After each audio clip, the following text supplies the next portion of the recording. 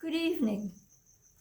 He has been referred to as an extraordinary teacher, a dynamic preacher, a passionate orator, a courageous visionary, a caring mentor, a trusted friend, a loyal colleague, a beloved and devoted husband and father, a moral guidepost, and an inspired poet.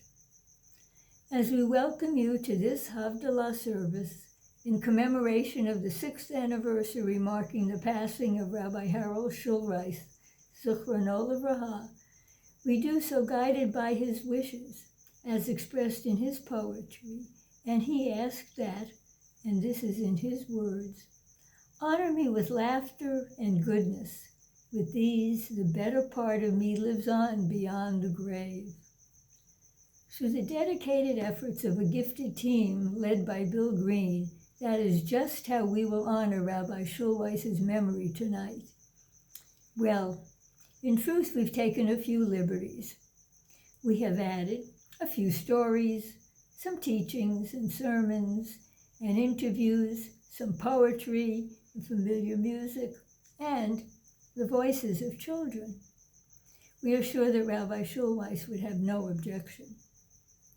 It is the mission of the Schulweis Institute to ensure that the rabbi's voice continue to be heard in our and future generations. First, ably chaired by my good friend and mentor, Buzzy Bookman, we work to preserve the history and perpetuate the moral vision, the conscience of Rabbi Schulweis. This is accomplished in two ways: through support of programs within Valley Beth Shalom, many led by our rabbis, as well as in the wider Jewish community, as with Jewish World Watch and the Jewish Community Children's Choir. You will find on the Institute's website, lovingly shepherded since its inception by Bert Trager, Zichrono Livracha, a vast repository of work that is accessed at info.hmsi. And much of tonight's commemorative programming comes directly from the website's archives. During these dark days, treating yourself to an uplifting and inspiring reflection is just a click away. We, the officers, board members, and governors of the Institute, are honored to be actively involved in such a noble cause, that of sharing the rabbi's legacy with the worldwide community so that we all may benefit and thrive.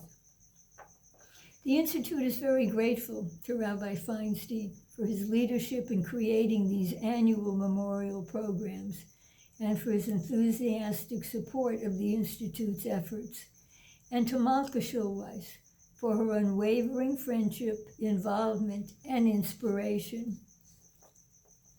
In the past, we have invited the participation of scholars at each of these commemorative programs, leaders in our Jewish community with very personal memories of Rabbi Schulweis.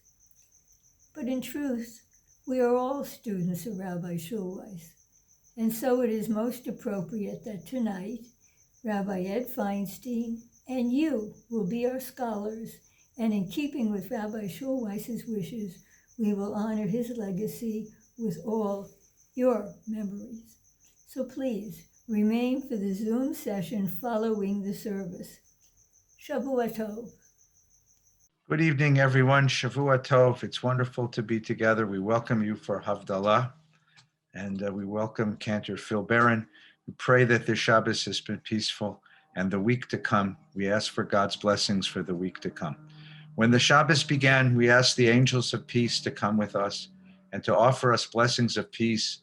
And now that Shabbat is coming to an end, we wish them farewell and invite them to return to us next week. Cantor.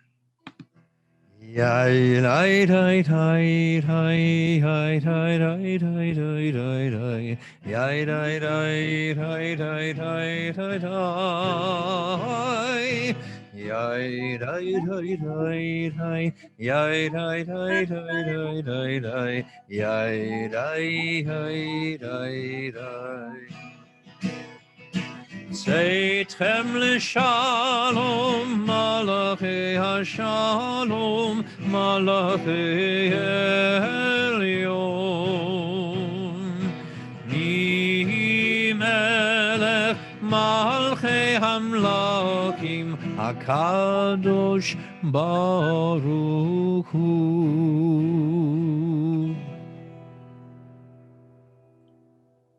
Trying to light my candle here. Yai lai lai lai lai yai lai lai lai lai lai lai yai lai lai yai lai lai lai lai yai lai lai lai lai yai lai lai lai lai lai lai yai lai lai lai lai yai lai lai lai yai lai lai lai lai yai lai lai lai lai yai lai yai lai lai yai lai lai lai lai lai lai lai lai lai yai lai lai lai lai Ine el Yeshua tiaftach v'lov chad ki aziv v'zimrat Adonai vayehi li l'Yeshua Ushavtem mayim b'sasam imaynei Yeshua L'Adonai umshamcha birchatecha sela Adonai tzvot imanu miskavlanu Elohei Yaakov sela La Yehudim hayta ora v'simcha v'sason v'ikar La Yehudim hayta ora v'simcha v'sason v'ikar Kein tiyeh lanu kos Yeshuot esa Uv'shem Adonai ekra. Yai lai la la la la lai lai lai lai la la la la lai lai ya la lai lai lai lai lai lai la la lai lai lai la la la la lai lai lai lai la la la la lai lai ya la lai lai lai lai lai lai la la lai Baruch atah Adonai Eloheinu melech haolam Borei peri hagafen, borei peri hagafen. Ay lay la la la la lay lay lay lay la la la la lay lay. Ya la lay lay lay lay lay lay la la lay. Ay lay la la la la lay lay lay lay la la la la lay lay. Ya la lay lay lay lay lay lay la la lay. Baruch atah Adonai Eloheinu melech haolam Borei minei v'samim Borei minei v'samim Yai lai la la la la lai lai Yai la la la la lai lai Ya la lai lai lai lai lai lai La la lai lai lai la la la la lai lai Yai la la la la lai lai Ya la lai lai lai lai lai lai la la lai Baruch atah Adonai Eloheinu melech haolam Borei meorei ha'esh Borei meorei ha'esh Lai lai la la la la lai lai lai lai la la la la lai lai Ya la lai lai lai lai lai lai la la lai lai lai la la la la lai lai lai lai la la la la lai lai Ya la lai lai lai lai lai lai la la lai Baruch atah Adonai Eloheinu melech haolam Hamavdil ben kodesh lechol ben or lechosher Ben Yisrael Hamim, Ben Yom HaShvi, V'Sheshet Yemei HaMaseh, Baruch atah Adonai, Hamavdil ben Kodesh lechol. Lai lai la la la la lai lai lai lai la la la la lai lai. Ya la lai lai lai lai lai lai la la lai. Lai lai la la la la lai lai lai lai la la la la lai lai. Ya la lai lai lai lai lai lai la la lai. המבדיל בין קודש לחול, חטאותינו ימחול.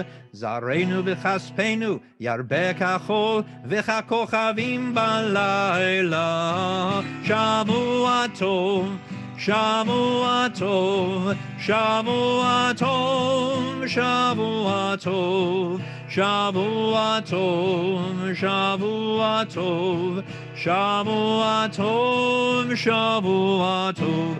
אליהו הנביא, אליהו התשבי, אליהו, אליהו, אליהו הגלעדי. במהרה בימינו יבוא אלינו, עם משיח בן דוד, עם משיח בן דוד. אליהו הנביא, אליהו התשבי, אליהו, אליהו, אליהו הגלעדי.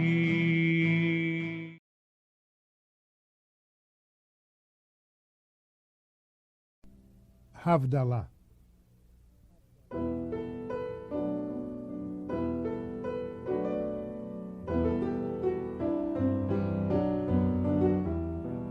Black into white, light into shadow, blessing into curse, doubt into belief. Black into white, light into shadow, blessing into curse, doubt into belief.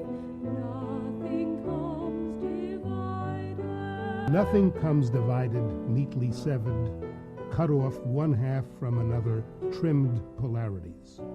Nothing is given pure, simple, unalloyed. Nothing is given in halves, except idolatries. In strange worship, halves and quarters pretend wholeness. A small coin held close to the eye blocks out the world, and everything appears draped in darkness. Simple solutions blur distinctions, confusing blindness with wholeness. Light and shadow, sweet and bitter, the admixture is inseparable. Accepted whole, fragrance and galbanum, together elements of sanctified incense.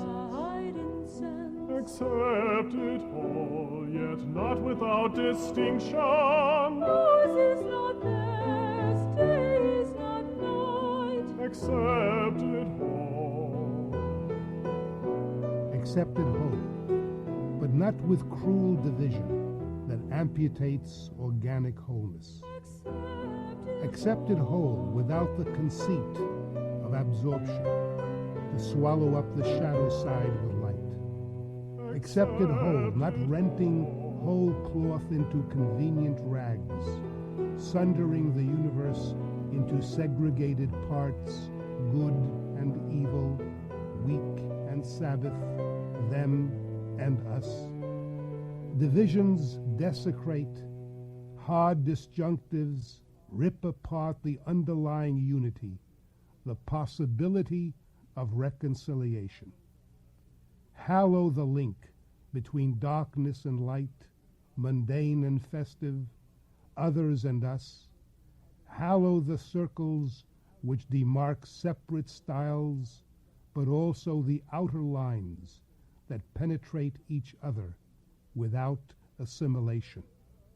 Creation and separation, Kedush and Havdalah. Different wines, Shabbat Shalom. different candles, Shavuot, black into white, light into shadow, blessing into curse, doubt into belief, black into white, light into shadow, blessing into curse, doubt into belief.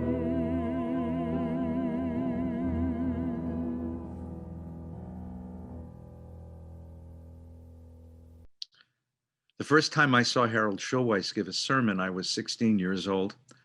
After a summer at Camp Ramah, I took Nina, who was my girlfriend, now my wife, to dinner and then a show at the Hollywood Bowl. And that night was Slichot. And the two of us were among the 1,800 who gathered at Valley Beth Shalom that evening. We sat way in the back with all the kids to hear this new rabbi teach us in a way that we'd never been taught before. Harold Schulweis was a great mind. He was also a great character and a deep soul. Let's experience a little about his life in this wonderful video recollection.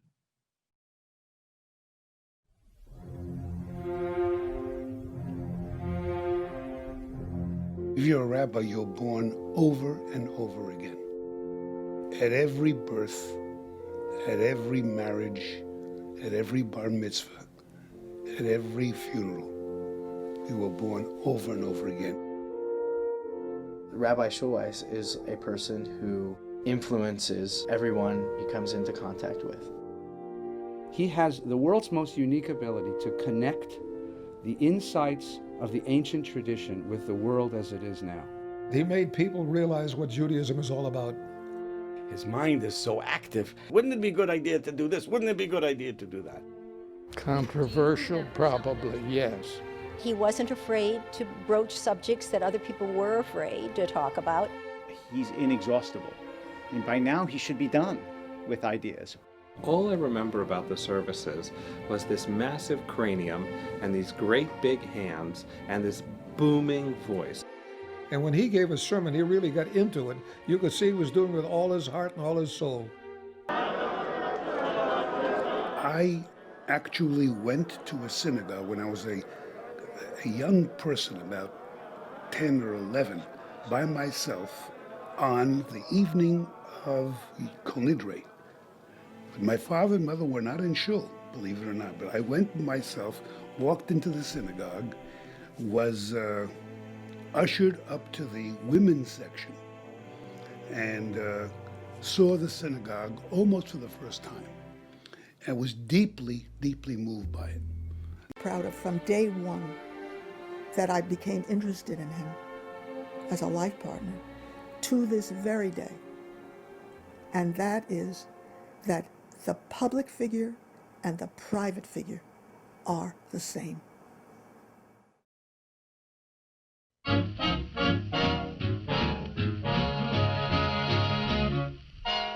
I wasn't interested in boys and dating. It was entirely out of my ken. I had girlfriends like everybody else did. As a young man, I was at the seminary. And my dear friend said to me, you know, there's going to be a Purim dance. Let's go. And I said, no, I'm not interested. Dancing was not the important thing at all. It was just an excuse. I went to the dance, and this young man asked me to dance. And in the course of that, we found out that we both lived fairly close to one another in the Bronx. And that was the beginning. She once came, she was studying at Queens College. She came with a bunch of books. And she was telling me about one of the great Yeats or somebody in poetry. And I asked her to read some to me. And she did. And that was it. That was it. He took me out. We had a good time. And it was either on the first date or the second date when he proposed to me. I was very, very in a hurry. She lived up in the Bronx. I was already in Manhattan. It was a terrible slap back and forth. And I told him, I don't know you. And it was the truth. And she said to me, I remember, you know, we don't know each other that well. I said, okay, we'll wait. Fourth date, she said, all right. I graduated from Yeshiva College in 1945.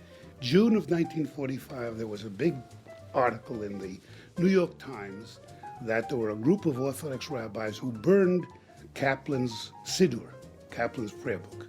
I said, who is this guy, Kaplan? So I started to read him, because without this, I would never have known. And I said, this guy is good. He's really good. And the book should not, he's a fiery guy. The book should be, we gotta, and that was it. That was the decision to go to the Jewish Theological Seminary where Kaplan was teaching. And I got to know Kaplan very well. Kaplan always asked the class, I understand this is what Maimonides says, and this is what Sadja says, and this is what Hillel says, but don't give me just quotations. What do you believe?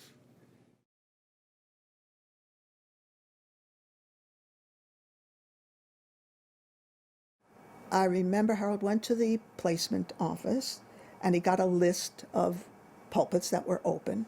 And he came back home and I said, what's it look like, honey? And he said, you know, nothing really sounds exciting to me on the list.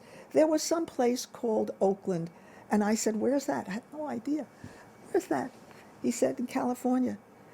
I said, did you look into it? He said, nah. And so a group of us went to Oakland and we met with Rabbi Schulweis. We were all taken with him and decided that he would be the right rabbi for our synagogue. It was time for a change. It really was. And this congregation was open. And I came here with great and justifiable apprehension because I met at the UJ at a luncheon with a bunch of rabbis. And they said to me, Schulweis, where are you going? I said, I think I'm going to Valley Bet Shalom. And every one of them said, I was there, I was there, I was there. I think we had a vision of what a rabbi should be like. And it happened to turn out to be an unusual marriage, a truly unusual marriage. I mean, 35 years is a long time. We've been so fortunate both times, both in Oakland and here, to be with wonderful human beings.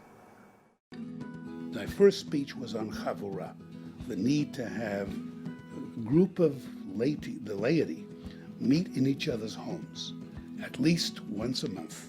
Because we have in our congregation dozens of people have been together for at least 20, 30 years and who became an extended family.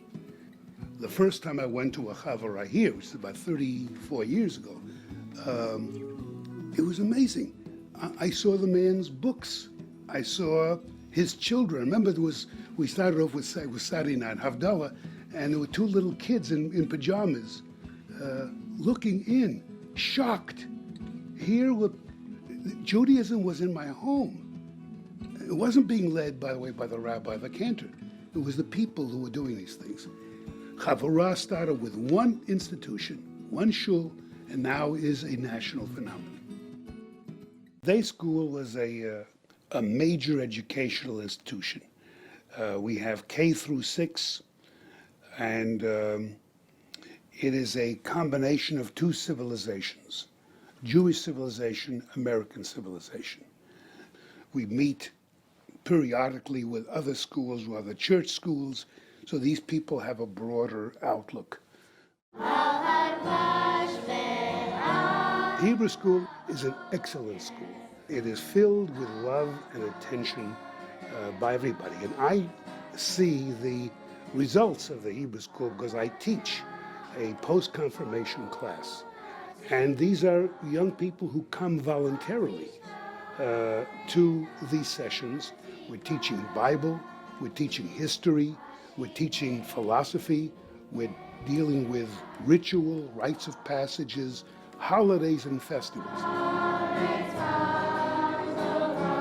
We opened the class for the developmentally disabled and got special education teachers who are nothing less than godly people. These people have autism, who have Down syndrome. In a number of years, they were able to do a service a year of their own here in the congregation. It is the most moving service, and the eyes of the parents light up. The Holocaust as such was the most traumatic experience in my theological life, my personal life, because it basically said, you don't know what you're talking about. This Judaism stuff is nice, and you talk about God being benevolent, creates the world, and everything is good, and every individual is created with divine potentiality. That's baloney. That's baloney. And then you see all the stuff from Nazi Germany. I get that feeling occasionally even today. And in order to balance that, I really looked hard. And the thing that is the most important thing, as you know, in my life, was the recognition and the finding of righteous Christians who risked their lives to save Jews. Because that said to me, there's hope. In addition to which, we found out years after that there were tens of thousands of Christian rescuers. It wasn't just a handful of people. In Italy, in Bulgaria, in Finland. I remember the Bulgarian thing blew my mind. And we had at this synagogue the princess of Bulgaria, because in Bulgaria, 50,000 Jews who were to be transported, and we'll not allow that to happen. And until this day, there is a day set aside to commemorate that. And when I began to find out that there are thousands of such people who are not in the history books, then I recognized what my task, that was my nechama, that was my comfort and consolation. And still remains, I think, probably the most important thing for me was this Jewish Foundation for the Righteous, which gathers money for stipends to some 1,700 Christians.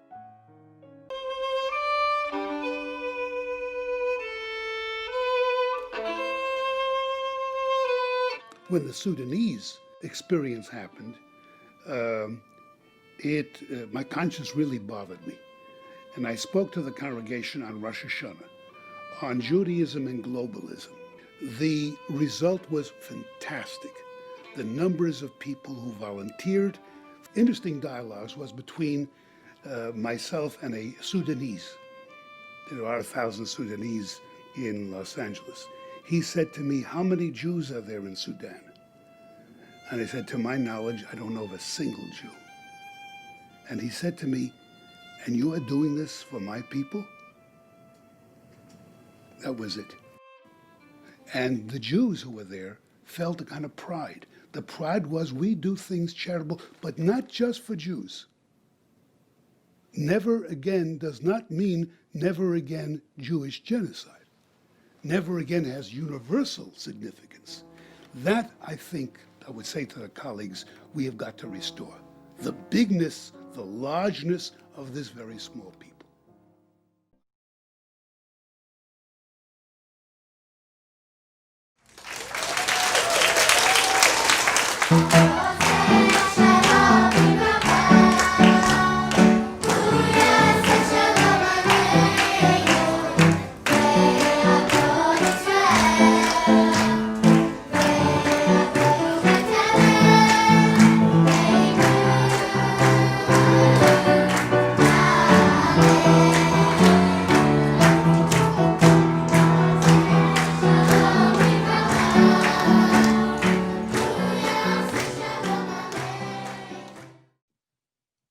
In 1996, Dr. Ron Wilson, member of Ali Beth Shalom and a professor at the American Jewish University, then the University of Judaism, gathered a group of rabbis and leaders together to consider how we might reinvigorate the synagogue in America. It was called Synagogue 2000, and the keynote speaker for our first retreat at Camp Ramah was Rabbi Schulweis, who laid out for us in a few moments his whole approach to synagogue life and to the revigoration of Judaism, the reinvigoration of Judaism for the modern time. Here is an excerpt from that wonderful talk.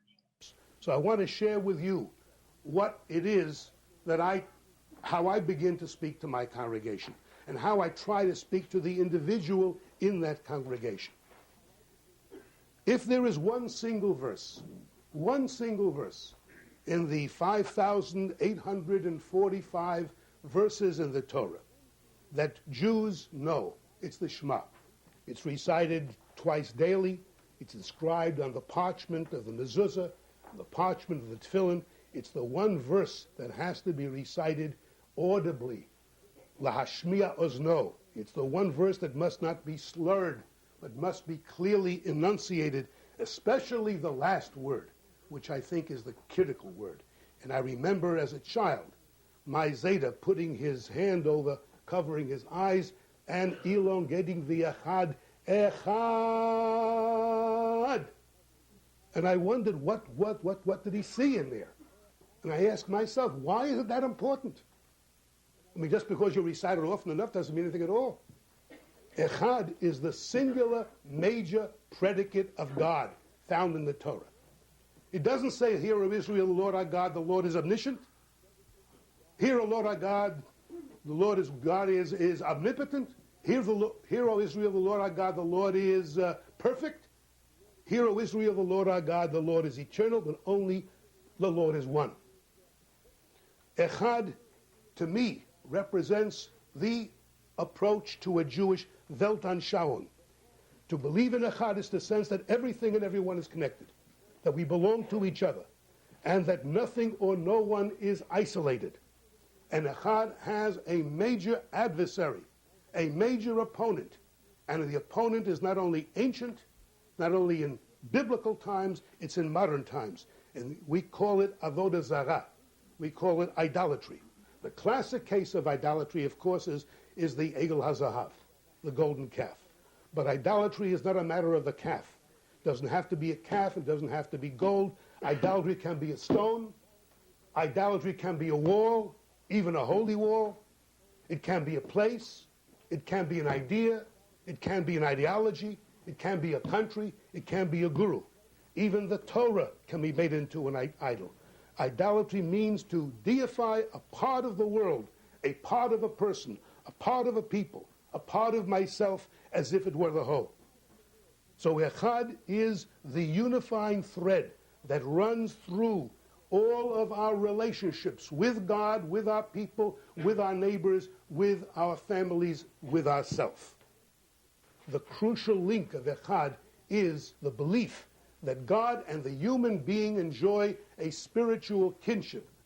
I want to see in what tradition, Buddhist, Confucianist, Christian, Islamic, would you have the notion that God and the human being actually are portrayed as twins? And Bereshit Rabbah goes on to say, to do violence to man is to desecrate God. That's what covenant is. It means God and I are twins. This is part of Echad. God is one with the world and God is one with me means not that I am swallowed by God. In the Jewish tradition, man is never absorbed by God. They are. And this is the point that Buber makes over and over again from I and thou all throughout. Echad demands of us a life of activism. Belief in God depends upon your behavior. That's the link between behavior and belief. God is verified by our living. And verification is the word that I like because it comes from good Latin, veri, which means truth, and facere, which means to make. We make truth. We authenticate God. The Jewish response to the question, does God exist, points to another question, which is typically Jewish. What do you mean, does God exist? The question is, do you exist? What do you mean, is God good? The question is, are you good? What do you mean, does God intervene? Do you intervene? What does it mean to say that God is merciful? Are you merciful? To the question, does God care? The answer is, do you care? And now I come to a statement which Heschel put it very, very nicely. He says, man's question about God is God's question about man. Belief of God is proven behaviorally.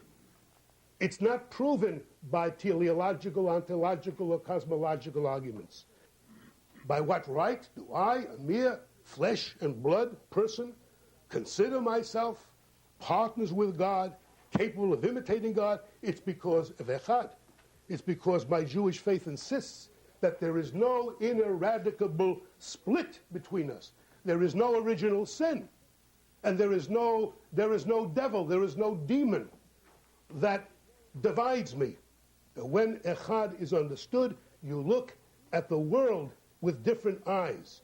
Echad is the mother of belief, the mother of behavior, and of belonging. If you look at God as Echad, You can't look at people the same way. If God is echad, you got to speak differently. If God is echad, your language the world differently. How dare you say shegitz? How dare you say shiksa? How dare you say schwarze? How dare you say faggot? You're talking about God, who is echad. This is what Menachem Mendel of Vitebsk said. All my life I struggled to understand the nature of the human being. Now I know. The human being is the language of God. We language God. We language God. Watch what you say. If God is echad, how dare I delegitimize those who think or pray or interpret the Bible or the Talmud differently? It was once on a Shabbat retreat with the board of directors of Ali Beth Shalom up at Camp Ramah. And Rabbi Schulweis began the Friday night service by asking us to turn to the very first page of the service and to find the most significant, the most important word on the page. Well, people's answers are what you'd expect. Someone said the name of God that we can invoke. Others said it was the word shalom or the word Shabbat or the word baruch, the peace, the Sabbath, the blessings that are referred to in the prayer. The word ahava, the word love. Rabbi Schulweis said those are all really important words, but that's not the most important word. The most important word on the page is a two-word conjunction, al ken, therefore. Therefore is the most important word on the page, because therefore is the bridge between all of our hopes and dreams, all of our aspirations and goals, everything that's inside of us and the way we live in the world outside. It's the bridge between our subjectivity and the world we live in, the choices that we make. You see, the question is, how do you prove the truth of religion? How do you prove the truth of any particular religious proposition? To prove that a religious proposition is metaphysically true is very difficult to do. To say it's the way the world is, it's very hard to find proof. You can find sources in Bible and Talmud, but that doesn't verify it. For Rabbi Schulweis, the only way to truly verify, to find the real truth of religious propositions, is in the way it shapes us. What difference does it make in our daily lives that we pray, that we hang a mezuzah on the door, that we keep a kosher kitchen, that we give tzedakah? What difference does it make in our daily lives that we learn Torah? That's the great difference. That's the great verification, the proof of our religion. God isn't believed, said Schulweis. God is behaved. God is behaved, acted out in the world. In the book of Isaiah, the prophet says to the people of Israel in the name of God, Atem edai ani Adonai, you are my witnesses, I am the Lord. And the Midrash of the Talmud adds a sort of syllogism to those two phrases. If you are my witnesses, then I am God. If you will act in the world in a way that is appropriate to believers, then I am God. But if you're not my witnesses, if your behavior isn't reflective of what I've taught, of the ways of God in the world, then as it were, I'm not God, or God isn't. In this way, religion isn't really a value unto itself, Rabbi Schulweis taught us. Religion is, after all, an instrument. It is a way of creating certain kinds of gentle, caring, compassionate, kind people. This is something he learned from his teacher, Mordechai Kaplan, a kind of pragmatism. Pragmatism means that the truth of an idea is proven in the difference it makes in the world of our behavior, the world of our conduct, the world of our relationships. He learned a lot from Mordechai Kaplan. Kaplan began his career at the beginning of the 20th century noticing that science had robbed a whole generation of traditional faith. He writes in the first line of his book, The Meaning of God and Modern Jewish Religion, that we live in an entirely different universe than our ancestors did. An entirely different universe. They could live in a world of natural phenomenon and imagine that above that world was this realm of the supernatural, where God lived, where angels lived.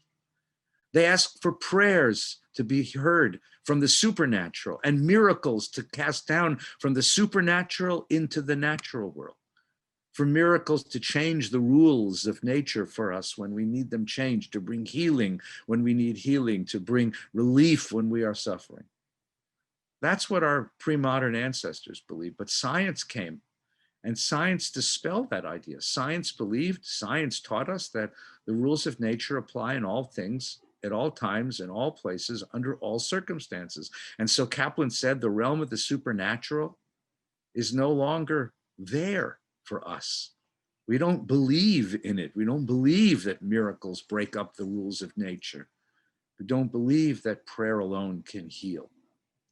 Well, Schulweis inherited this idea from Kaplan, and he agreed with it, certainly. But he discovered something else. After the Second World War, and when the revelations of the Holocaust began to strike us, and we came to understand what happened in the Shoah and the Holocaust, it became clear that faith was challenged on an even deeper level. Not only had we lost this traditional notion of the supernatural, but now facing radical evil, Nazis and Holocaust and concentration camps, and not having any more the traditional ways that Jews absorbed tragedy, how could we go on believing in God? That was the great problem that faced the rabbi at the beginning of his career.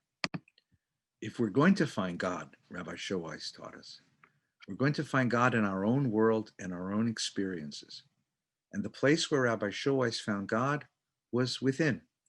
The 27th verse of the first chapter of the Bible tells us that we are created in the image of God. And therefore, it is in the image of God that we must look to find the presence of divinity, in our own abilities to act and behave and make choices with godliness, to behave in a godly way, to bring divinity into the world, to behave in a godly manner. That was the only God that we could find. It was the only God that we really needed. And the truth is that while Harold Schulweis was accused many times of being just a secular humanist, he was a deeply religious man because he felt the imperative of godliness. He felt that it was his obligation to respond. He felt that it was his necessity to exude compassion and to say and to act and to reach out and to try to touch the world in the way that God and Torah had taught us. And that's the belief in Al-Kain. Al-Kain means we have to make a difference. Our faith has to make a difference. Our belief has to make a difference. Mitzvot and prayer, they are there to shape us into certain kinds of human beings so that we can touch the world in the ways that the Creator, that God would have us touch the world. There's a beautiful story that he used to love. He used to tell it all the time. It's a story of the Kotzker Rebbe, who was a great 18th century Hasidic rabbinic figure, Hasidic master. Young man comes to see the Rebbe with a downtrodden face, and he says, Rebbe, I've lost my faith. I can no longer believe in God. And the Rebbe says, why? Why have you lost your faith? And he says, Rebbe, look at the world. Look at the pain and the suffering. Look at the anguish and the hurt that follows us everywhere. Everywhere you look, there are people who are in deep, deep need and deep trouble. How can there be a compassionate God when all this exists about us? And the Rebbe listened to the young man carefully and took in his words. And then he asked him again, why do you care? And the young man was taken aback. What do you mean, why do I care, Rebbe? How can one walk the streets and see the hungry and the sick and the poor and the needy and not care? How can one walk in the world and see such suffering and not care? One has to care. It's automatic. It's part of us. It's in us to care. And the Rebbe asked him again, but why do you care? He said, Rebbe, one must care. It is in us. It is the very nature of my soul to have to care. I have to care. I can't believe that people suffer and there's no echo, that no one sees them and no one hears their cries and no one is moved to do something. How can it be that one can walk the world and witness such suffering and not care? And once again, the Rebbe asked him, young man, Why do you care? And now the boy just broke into tears. And he said, I have to care. I have no choice but to care. Were I not to care, I wouldn't be the person that I am. My soul would be gone. I have to care. And the Rebbe then whispered to him, my boy, if you care that much, then God is real. Then God exists. And that is precisely the theology of al kain, of therefore, that Harold Schulweis taught us. We have to believe, we have to hold faith seriously, but most of all, we have to let it shape us into the people that Torah, that tradition, that God would have us be. That same Kotzker Rebbe, he put himself into seclusion for 19 years. And the story is told that after 19 years of sitting alone in his own study with his books, one day he emerged. He emerged and he stood on the balcony of the study hall of the Kotzker Yeshiva, filled with young men learning in earnest, learning the holy books. And everyone looked up in shock. It had been 19 years since anyone had seen the Rebbe. And there he was, standing on the balcony. And the oldest, the wisest, the deepest of his disciples stepped up and said, Rebbe, welcome back. Welcome back to the world. And the Rebbe looked down at all these young men and all of their books and listening to all of their shouts and their learning and their song. And he said to them, what are you doing? And the disciples said, Rebbe, we're doing what you told us to do. We're learning Torah. No, said the Rebbe. Don't just learn Torah. Be Torah. Be Torah. Al kain, Harold Schulweis taught us. Be Torah. Bring all of the truth, all of the learning of this great tradition, and let it shape your life. And if that's true, if that can be done, then the truth of the faith will be evident to all.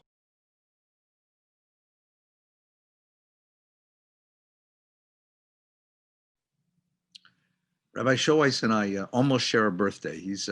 He was born on April 14th and me on April 16th.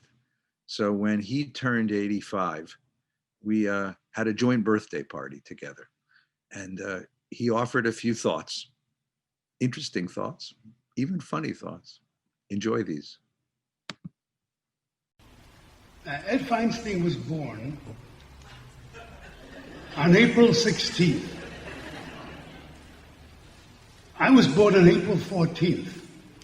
It is amazing what 2 days can do.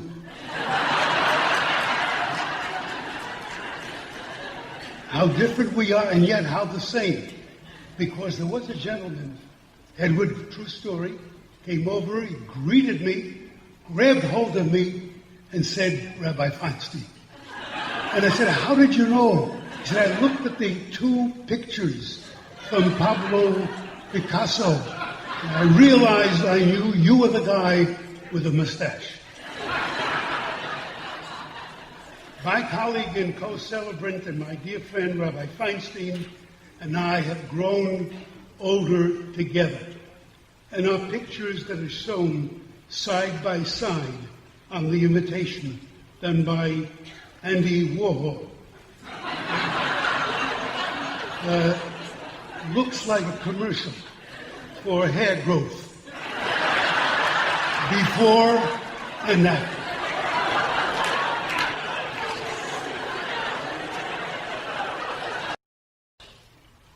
When they asked a venerable Talmudic sage in his late 90s, what is the halacha? What is the halacha when it comes to aging? And he answered, the Jewish law states, mitonisht werden alt. It is prohibited, it is strictly forbidden to become old. So the disciples said, but Rabbi, how is it possible not to become old? Is there a secret?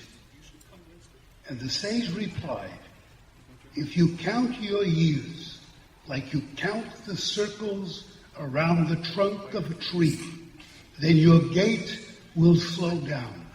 and your eyes will grow dimmer, and your energy will be ambionated and valumated. Those are words that I picked up from the Kolenu crossword puzzle. But the rabbi said, if you count the time, if you count time by the pulse of your passion, by the rhythm of your Sabbaths, by the excitement of your dreams, by the enthusiasms of your beliefs, by the loves in your life, then the old within you will become young, and the bent will be straightened, and the wrinkles smoothened, and the scowl turned into a smile. And then he winked to the rabbi. As you know, there is a Jewish way of counting. If I ask you in Yiddish, wie alt bist du? You answer in Yiddish, 85, which literally means 85. You must remember that in Hebrew, we read from right to left. It's not 85, but 58. That is the secret. That is the secret of Jewish dyslexia. Think Yiddish. Mark and I are very fortunate. We have found our family in yours. You heard it in the play, you heard it in the mood, and you know it in your hearts. Mishpacha, family, is the pulsating heart of a community. And community is the systolic and diastolic heart of Judaism. That I learned from my cardiologist.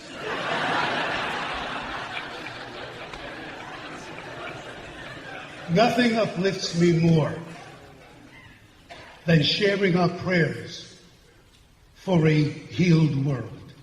Nothing invigorates me more than us learning together and feeling together and acting together. We are not separate. We are not divided. We are not we and you. We are not clergy and laity. We are not leaders and followers. We are B'nai Yisrael. We are children of Israel. Mishpacha is our strength. Mishpacha is the foundation of our faith and our fate and our future. There are a very few characters in all of Jewish history whose depth of love for the Jewish people, whose powers of imagination, whose brilliant vision shapes Jewish life for the generations. And Harold Schulweis was one of those very special souls. His life, his teaching is a blessing to us all. Thank you for coming tonight to celebrate the legacy of his brilliant life and career. Thank you for helping us commemorate his 6th yahrzeit. Following this program, I invite you to join me on a Zoom chat. If you knew Rabbi Schulweis and spent time with him, learned with him, I'd be anxious to hear your stories, your recollections of time spent together. Or if you have questions about his philosophy, his approach to Judaism, his interpretation of Torah, I would be delighted to try to answer your questions. The link for that Zoom chat is found in the invitation you received from the Schulweis Institute or from Valley West Shalom. Please join us right after this program, or at the end of the program, after the credits roll, you'll find the link listed there. We hope that you'll be with us. We'd like to say a very special thank you to those who made tonight's program possible, to Sylvia Bernstein-Tregub, chair of the Schulweis Institute, for her deep devotion to Rabbi Schulweis' legacy, to Bill Green for making tonight's program possible, for his creative inspiration and wonderful vision, to Marcy Rainey for going through thousands of hours of the rabbi's talks and programs to find the very best. Thank you to all of you. To members of the VBS staff, Alana Zimmerman, our program director, Alana Vorspan, our communications director, and Liat Cohn, our graphic artist, thank you for making everything we do at VBS possible. And a very special thank you to Mr. Morris Hunter, our AV and tech wizard, for making all of this seamless, professional, and wonderful. Thank you to Hunter. We'd like to offer our blessings to Mrs. Malka Schulweis for good health and long life, and to her family our thanks and gratitude for sharing his legacy with us. We offer you our blessings as well. Thank you for being with us tonight. Thank you for helping us celebrate the extraordinary life of Rabbi Harold Schulweis.